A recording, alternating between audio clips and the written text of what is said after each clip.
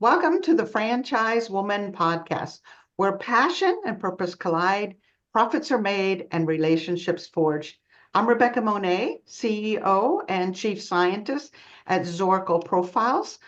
I'm here with my friend and co-host, community advocate, speaker, author, and entrepreneur, Tracy Kawa. Tracy, it's good to see you. I haven't seen you in a couple of weeks. Nice to see you both. Thank you. So we have a very special guest today, Miss Kelley Hoven. Kelley is the brand president of Gatsby Glass, a premier glass installation franchise.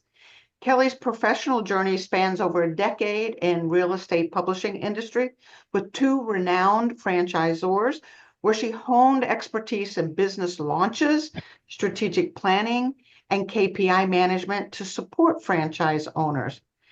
Kelley took the leap to invest in a home service franchise in a major metropolitan area.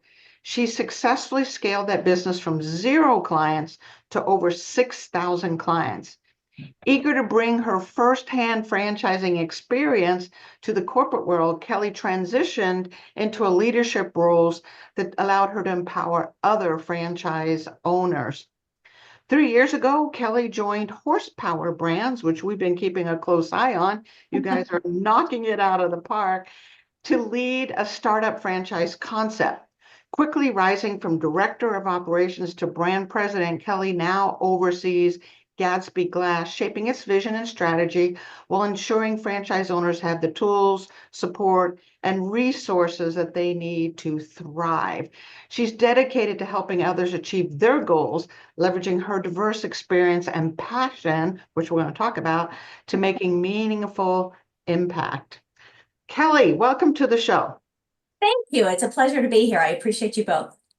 We're so excited to chat with you. The pre-show conversation, we could have got really in there, but I want to share with everybody what we've been talking about. Yes. So if you don't mind, I want to jump right into, if you had a message for women, maybe women in franchising, what would that message be?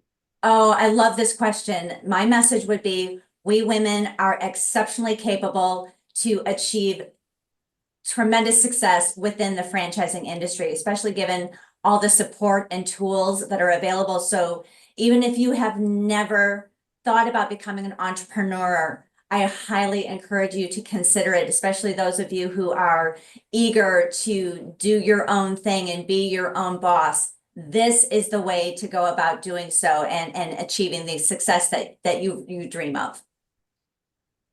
So where did this message come from? Like where did this desire, this passion to empower women arise from? You know, I believe it just came from life experiences, Tracy, over time. I mean, I started my career in sales and marketing. That's been my passion for my entire career. And I just stumbled into franchising 5 years into my career and just fell in love with being able to help people achieve the American dream and achieve their why. And in that process, navigating both with personal experiences as well as in the corporate world, women and as a woman, navigating how to effectively communicate, how to strive for success. And I stumbled along the way and had those challenges. And so for me, especially with women in franchising, I'm so excited to be able to be a voice and be a resource so that maybe some women don't make the same mistakes that I made earlier in my career. Again, because of life experiences and such. That's where my motivation, I think, stems from. It's just women deserve to have a voice, and Yes. we deserve to recognize our own strength and our own abilities and not be defined by what others tell us, whether it's a parent, whether it's a spouse, whether it's a colleague. We get to choose our value. And I think that's really important for us collectively, women, whether we're in franchising or in the corporate world in general. You know, passion brings energy, and I can Yes. definitely see the energy and this passion that you have to speak with younger women to have them see they do have a voice and that Yes. they do have value and they do have a seat at the table. Yes. And I think with each generation, we're getting better and better at that. Mhm. So what I do know about passion, however, is oftentimes passion comes out of something we ourselves had to overcome. So did you have someone in your corner, or did you not have someone in your corner as you were growing up? Talk a little bit about that. That is an excellent question. I did not really have a mentor, especially a woman mentor who was able to guide me. So that's where all the mistakes that I made kind of leading into venturing into the corporate world. I mean, I grew up in an environment where my achievements were questioned and were second guessed, and I was nitpicked. And so I had to strive for that perfectionism. So in high school, I mean, I was captain of the swim team. I was first chair in the band and French horn. I mean, I was an overachiever in many ways to say, see, and get that validation, that external validation, because I wasn't necessarily getting it in other ways. And that then parlayed into corporate world where I didn't really have strong female mentors to guide me. And I think that is at the root cause of why I'm so passionate about that today, because I navigated through and made so many mistakes in that regard, where if I can help the younger cohort not make those same mistakes, then I feel like that's a win-win for all of us. And that's my purpose, to have learned from those experiences to empower others is my goal with that. You know, Kelley, you're making me think that, right, when somebody is kind of held back or their voice is held back, then there are two roads that they can, or that they usually will go down. And one is to really be quiet and have maybe a lack of confidence, not Yes. have that voice, not participate, not volunteer. And the other might be to become an overachiever. Mhm. Is it like one of two roads there? Well, and I think in my case, it depended on the circumstance, but sometimes there was a dual track where I didn't have that voice. So I would find my voice through overachieving elsewhere. And I would have that kind of victim mentality. So I would try to excel in other areas, again, for that external validation, because I didn't have that ability to look at myself and say, gosh, I'm pretty cool the way that I am. I needed that external. And so through both tracks is how I navigated through life during those times, for sure. Wow. So you mentioned this word victim, Yes, and I think it's a role that many of us as women take on, that we're, absolutely. one way or another, that we're overlooked, we're not heard, we don't have a voice, we're weaker, we're smaller, whatever it is, this kind of sense of victim. Mhm. Can you address that a little bit more? Where do we get this thing and how do we overcome? Well, and it's really interesting. I think we women, especially those of us of a certain age, grew up in a time when we were to be sweet and cute and quiet, and that was the role that we were supposed to take, instead of empowered with an opinion, a strong opinion, a voice, an idea, an ability to have a strategy, all of those components that men are, even as kids, that's fostered. Men and boys, science, math; girls, English, social, the social side of things.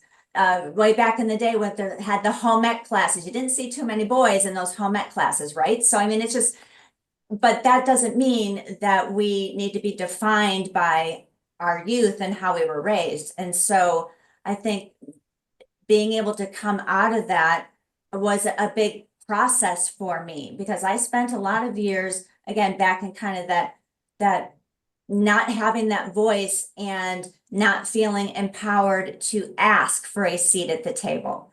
And very recently, in the past 10 years or so, it's like, wait a minute, I do have value. I do have something to offer. My voice does matter because I was starting to see I matter. And so when I matter naturally, but again, at the same time, finding that voice, you can take one or two tracks there. You can want to beat somebody upside the head with, look at me, I'm really strong and I'm really good at what I'm doing. You need to listen to me. Or you do it a much more productive way by showcasing what you do through results and driving those results, and then saying and asking for, like asking for that raise, asking for that promotion. These are opportunities for us as women that we don't typically take because of, again, what those social norms that we were raised to believe in. It's like, goodness, no, we can empower ourselves to find that voice and ask for that seat at the table the right way. Kelley, I really want our female listeners to be able to relate to this. Can you break down for us what that victim mentality looks like when it's in the workplace?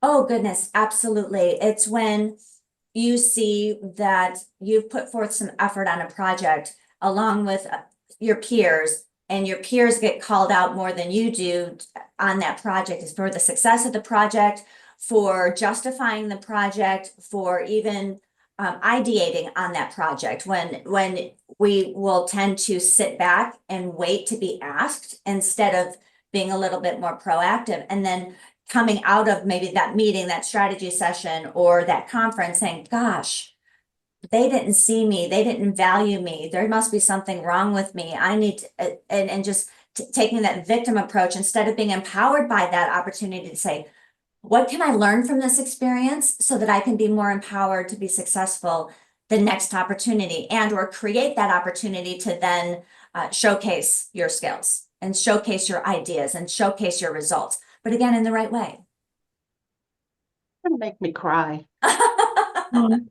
I'm serious because I'm getting pictures in my head, Kelley and Tracy, as we're talking about this, because I have a martyr in me, and I think a lot of women have a martyr in me, where it's give, no, don't expect anything back, help, be in the background, kind of thing. And the excuse I used in my head was, I don't need recognition. I don't Right. need applause. I Right. don't need appreciation. And that came out of my mouth so many times. I get my joy out of you succeeding. I get my joy out of you being happy. Well, You hear and the martyr? and I would take that to another step, Rebecca, and it's, I think we internalize we don't deserve it. Not that we don't need it, we don't deserve it. And I think that is, when you put those two together, that's the real issue with many of us women, and we deserve it. Absolutely. We have a lot to offer, and especially women in franchising, there is so much that we're capable of doing within this space. There's no question. Yeah. So there's the mental shift. I want to make sure I register this and others register. The mental shift is not from I don't need it to I deserve it. I remember the first time I got public recognition for something I had been doing for 20 years for another organization had been ignored. And I burst out in tears. Tracy, I don't know if you remember being there when I did that. I burst out in tears on stage. I'm like, all these years I've been saying I don't need the appreciation, the acknowledgement, the whatever. And then the first time I got it, I was just a ball of tears. I'm like, I guess I do need it. There you go. And of course had deserved it the whole time, just never, stepped up to expect it, I guess. So you're going to make me cry. So Kelley, thank you for sharing this. Tracy, you take over before I start crying, We're okay? sending you a collective hug. We're sending you a collective hug. Okay, so Collective hug. I want to go back to the concept of mentorship and female mentorship. What do you think is the difference between female mentorship and male mentorship? And why should a female have a female mentor? Oh, goodness, that is a wonderful question, because my mentors have all been men. And I have learned so many incredible lessons that I utilize today from the men that I've had the pleasure of working with and collaborating with. And I think there's a lot of merit to getting mentorship from both, quite frankly. I think where women, what we provide is the empathy Yeah. and the relatability. And again, not taking away from the men that I've been able to, the pleasure of collaborating with, there tends to be it's much more of a fact-based mentorship versus us women where we lean in to the emotions. We're not afraid to talk about those emotions and those feelings as they relate to the corporate world or as they relate to a marriage or all of those things, because we're multifaceted people, and we're not simply the role that we are within the corporate world. I mean, we're wives, we're mothers, we're sisters, we're daughters, we're all of these things that inform us and how we conduct ourselves within the corporate world. The good, the bad, and the ugly. A lot of us don't come from having really great marriages. And so having that voice to be able to have another woman that we can talk to about those kinds of situations and those types of challenges that we face that impact us in the workforce that might be tangential. I think that's really important.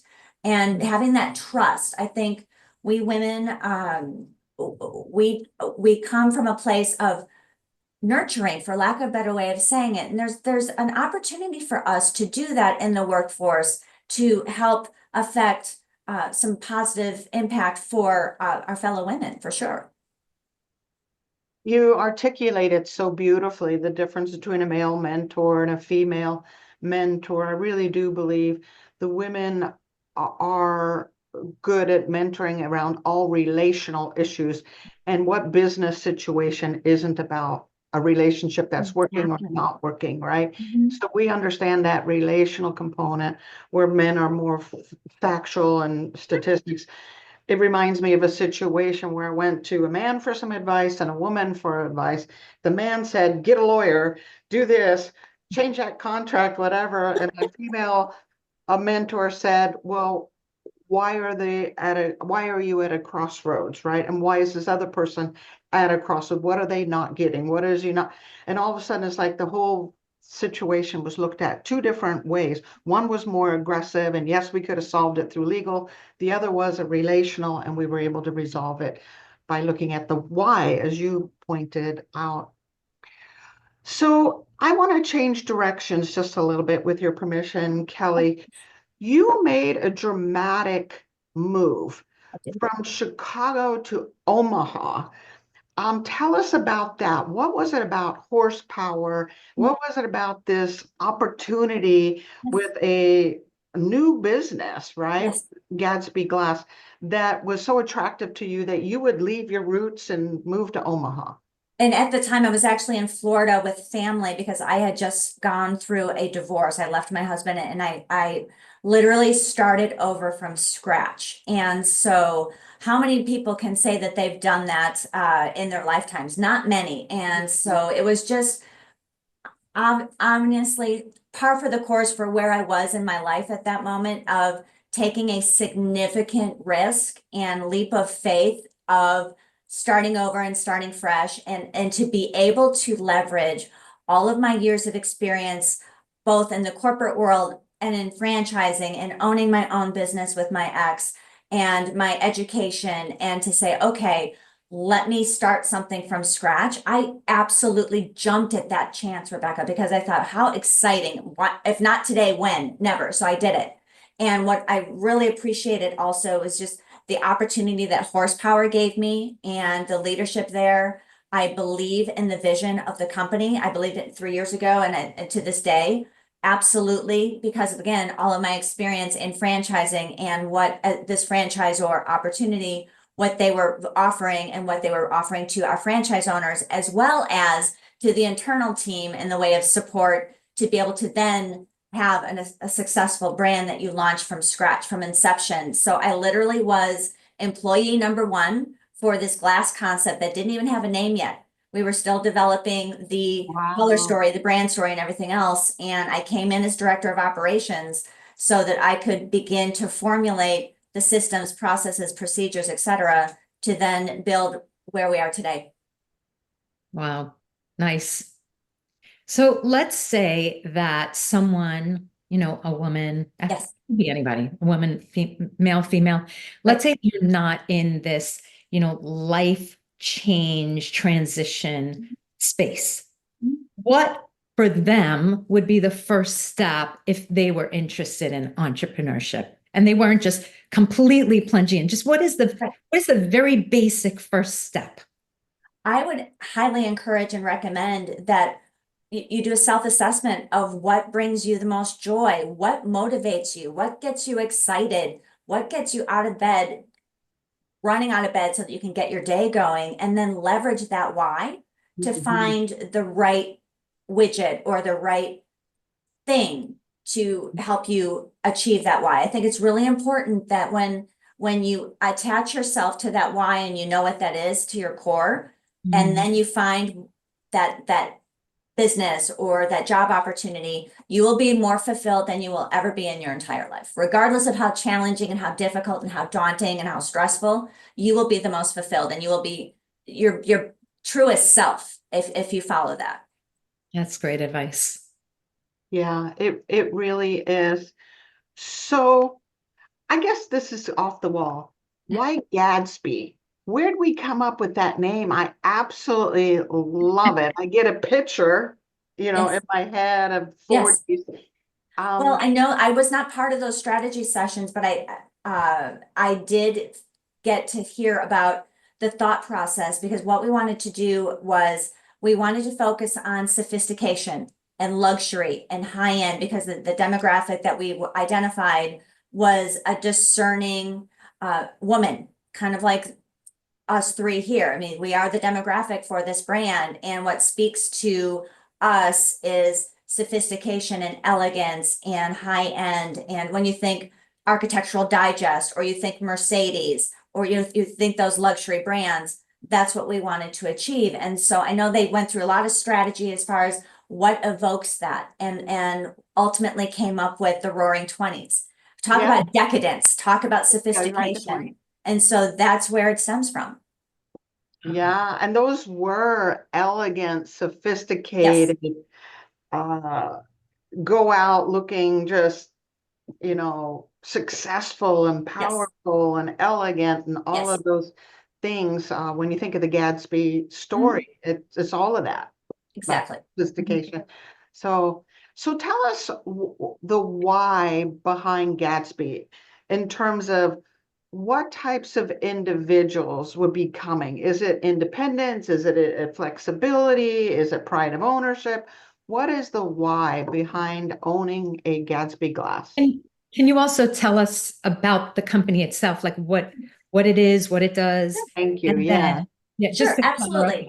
So Gatsby Glass is a sophisticated glass solution for the home and office. What we do is we cater to that higher income, double income, the folks that are dreaming about that dream project, whether it's the shower enclosure, whether it's the wine room, whether it's that beautiful glass railing, with beautiful mirrors, that home gym or home office environment. And they see these images on either Architectural Digest or they see it on HGTV, and they've been budgeting for this and really wanting to elevate their home. They've got this beautiful home and they want to continue to have that luxury element within their home. And so this is what Gatsby brings to that discerning client. And so from that perspective, for our franchise owners or potential franchise owners, what I see that they really appreciate and what they gravitate towards is the beautiful brand story.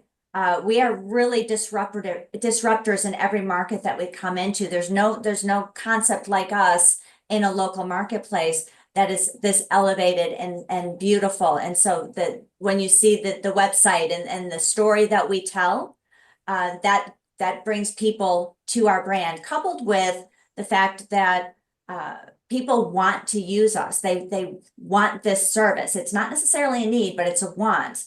And we also find that because of the intellectual capital that we have and the IQ that we bring with the technology that we bring, the fact that the customer experience is our number one priority, the fact that we're all about finishing for lasting beauty and clarity. These are the tenets of what Gatsby is all about. That resonates with franchise owners also who are considering options. Some people come from having experience in the construction industry. Some come from having experience in doing DIY projects and knowing that glass, they couldn't do glass. They had to outsource that glass, but they're a DIY enthusiast. So those types of individuals are the ones that most typically gravitate towards a Gatsby, and people who see the opportunity to scale the business in an extremely meaningful way, because we are not only focused on residential, but we lean into the commercial side. So there's an opportunity for people who make that investment with Gatsby Glass to really scale their business in a meaningful way. I Nice. love it. What triggered there for me was need versus deserve, right? Right. And this is when I think of luxury glass and sophistication, I deserve this. That's a Right. different mental attitude versus I have to replace some glass or I Exactly. need to put, it's a different mentality, probably a different price point also that we're looking at. So I'm really curious as a behavioral scientist myself. I understand you studied industrial and organizational psychology. So tell me how you're using some of that as a leader in your day-to-day operations.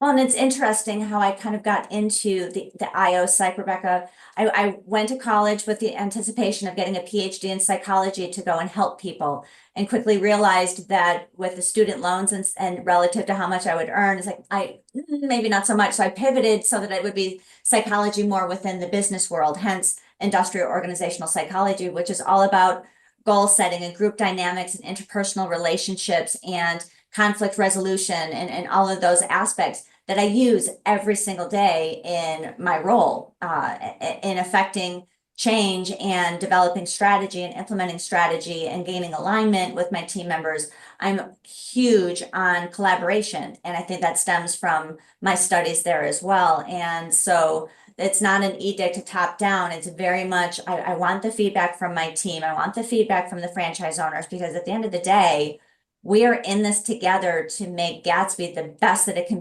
possibly be, so that my franchise owners, as well as my team members, can all achieve their why. That's my motivation. Wow. You have so many skills. You also have a degree Yes. in sales and marketing, An right? MBA in sales and marketing, yes. Yeah. I'm just curious what your favorite aspect of the job is, if you have like one that really stands out. Mentoring people. Nice. It's mentoring people, and it's mentoring the franchise owners, and it's mentoring my team members and colleagues. I love that part of this job, because again, it's about the relationship, back to what we women do really, really well with that empathy and the relationship aspect, relational aspect of it is. So mentoring, that's my passion. How would your team describe you? It depends on the day, but I would say tough, because I am tough, but somebody who is also very responsive to feedback and responsive to opinions, and a good listener, because again, I don't have all the answers. And so I very much appreciate when I have one of my team members provide some insight or give an opinion that differs from my own, and we'll have some really robust conversations. And I thrive on that, because to me, that's where collaboration is at its best, is when we all come to the table and we all are heard. And so that's how I try to do things. So there are times when maybe there's a direction that we end up taking that one of the team members doesn't necessarily agree with. So maybe on that given day, I'm more tough than I am not, as far as coming to a resolution. But I think the being able to recognize and empower my team, so that we've got alignment on a common goal. I think that's the most important thing. And then we are driving towards that goal every single day. Nice. So Kelley, I love this idea that these couple of passions you have, one around the collaboration, right? And making sure everyone's voice is heard. And then the other is around this mentoring others so they see their potential and they live up to that Right. potential. The thought I had is, how is that scalable as you continue to get bigger as an organization? It's one thing to collaborate and mentor 10 people, but if you have 150, how do you scale mentorship and how do you scale collaboration? That's the beauty of what horsepower brings to the table is as we scale and grow, so does the support system. So adding team members and adding resources within the team, and then also adding potential opportunities from the franchise owner side with developing cohorts where they can kind of have calls together. And I actually like having an advisory council. I set that up this year so that my franchise owners have a resource that they can turn to in the way of the franchise advisory council. So as we continue to scale and grow, will there be more people on that council? Sure. And or some committees that fall under the council so that, again, all of my franchise owners can feel like they have a voice. Again, it's so important that they feel like they're being heard, even if ultimately we go in a direction that isn't exactly in alignment with that feedback that we've received. So I think you've redefined collaboration, and I think it's accurate how you've redefined it, in that it's more about the voice being heard and being valued rather than consensus. Collaboration doesn't mean consensus from what you're saying. Okay. And that's actually one of the tenets, one of the 5 core values here at Horsepower. One of them is all about what's called backbone.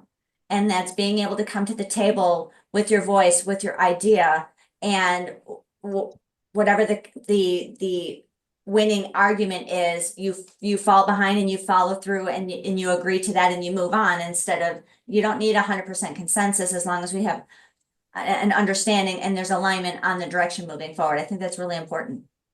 I love that. Mhm. Backbone. Yes, that's one of them. And Backbone is a core value. it I is wonder a core what the other value core here. values are. Yes. Oh my goodness. Mhm. So if somebody wants to get in touch with you and find out more about Gatsby Glass, how would they do that? They can reach out to me via LinkedIn. My profile there, reach out to me via LinkedIn at any time. And I'm more than happy to do what I can to answer any questions. And then we do have a business development team that I would then refer them to go through the actual process, because we have it's a beautiful process of validation to give our candidates opportunities to really get into the nuts and bolts of who we are and what we bring to the table. Because again, we want to make sure that these folks who are considering working with us, that they have all of their questions answered so they can make an informed decision. So it's a partnership between what my side of the house does it relative to the business development team as well. I love it. So talk about the future for yourself, Kelley. Are you going to run as mayor of Omaha? Not even remotely. My goals, I'm very goal oriented, Rebecca, and I think my future is very bright here at Horsepower Brands. I actually very recently asked for a development plan from the C-suite so that I could continue to learn and evolve and grow within this company, because I really believe in what we are doing. So my intent is to continue to grow and develop myself, because I'm not done yet and I have a lot to offer. And so that's where I'm headed within Horsepower. Personally, just continuing to learn and grow and be a voice for fellow women. I think that's so important. That's so nice. It seems like you like to acquire knowledge and then apply it. Like you're not just learning for yourself, you're learning for the betterment of everyone. That's my goal. I don't always do it really well, but that is my goal. I think it's a piece that we forget sometimes, to have a personal development and a professional development plan. rather than learn by bumping our head or whatever, to, okay, this year I'm going to learn more about whatever that is, managing people or Right. being a good leader or making better decisions, to actually have a plan around it. I think because most of us learn by just bumping, right? And, oh, that didn't work. Oh, that didn't work, Right. especially if we don't have a mentor on top of it. Well, and it's reading. I do a lot of reading. I read a lot of books because I think there's always opportunities to pick out little nuggets here and there with every book that I read. What's one of your favorites? You know what? I think you were going to ask me that question. There are two that are some of my favorites, in addition to, of course, Traction. There's Extreme Ownership, and then there's Unleashed. Those are two of my absolute favorites that all talk about owning. You're owning every aspect of yourself and what you're doing as a leader. And Unleashed is really about developing that trust and more the behavior behind being an effective leader to align with your team. And I appreciate both of those books really well. In addition, of course, to Traction. Nice.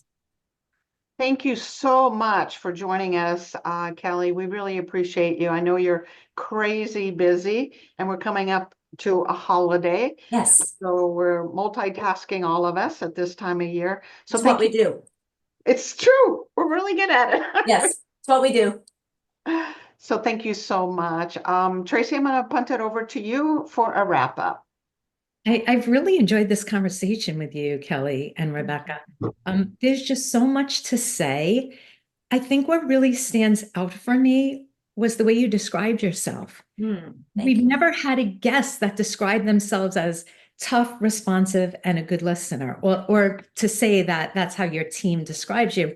But, once you said it, I started like thinking about it, thinking about your education, thinking about how you show up, thinking about the stand you take for other women, thinking about how you started the conversation with me and Rebecca off camera as saying women are unstoppable.